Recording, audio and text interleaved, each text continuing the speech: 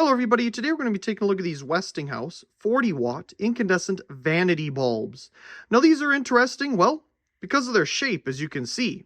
Being a vanity bulb, it's just a little step above a traditional G25 style bulb here. In fact, it has the same diameter as a G25, it just doesn't have the complete globe shape.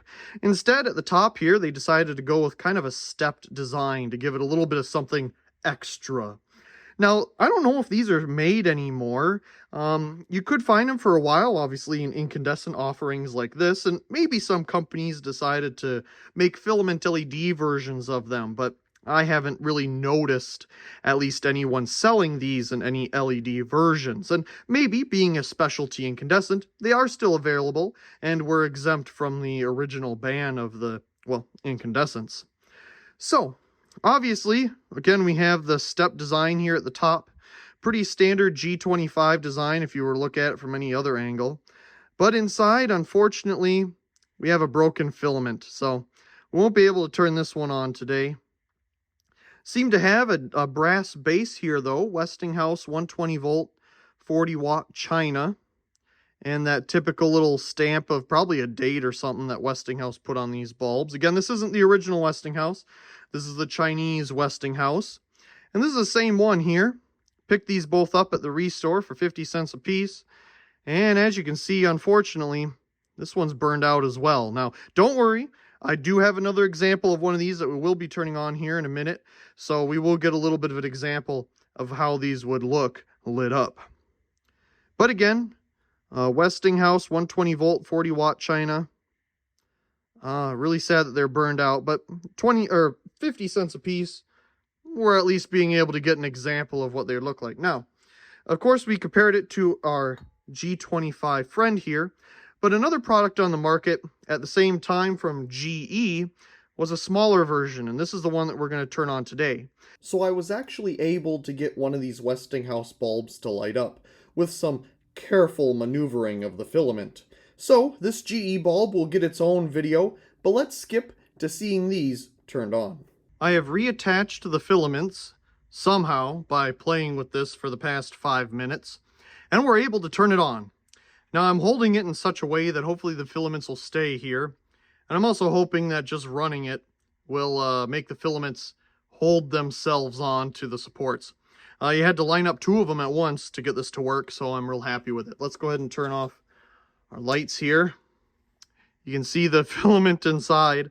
Oh boy, okay. But you know what? It's working.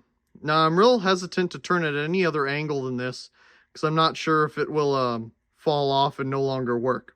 So I'm going to hold it at the angle we have here, and we'll hold it up. Let's see, we're getting about 61 lux, 62 lux at 120 volts. And let's go ahead and dim it down.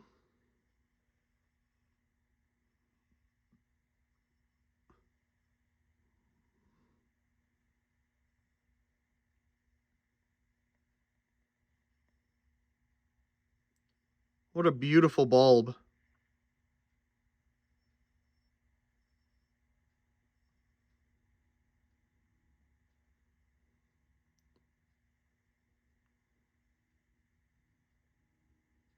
Very nice.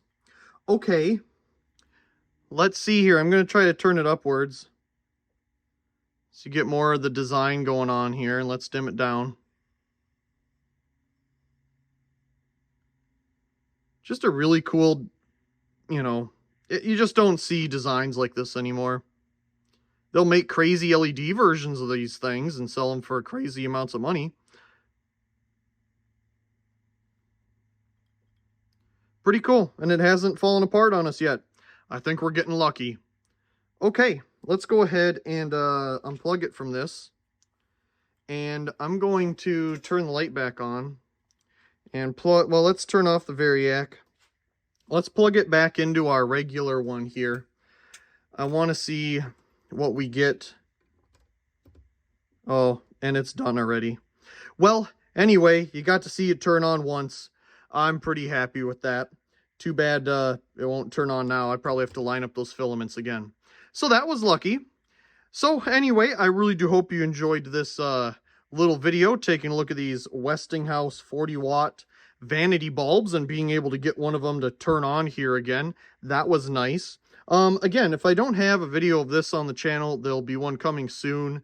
Not sure if there is one, but yeah, anyway, I'm glad we were able to at least get it to turn on for everyone.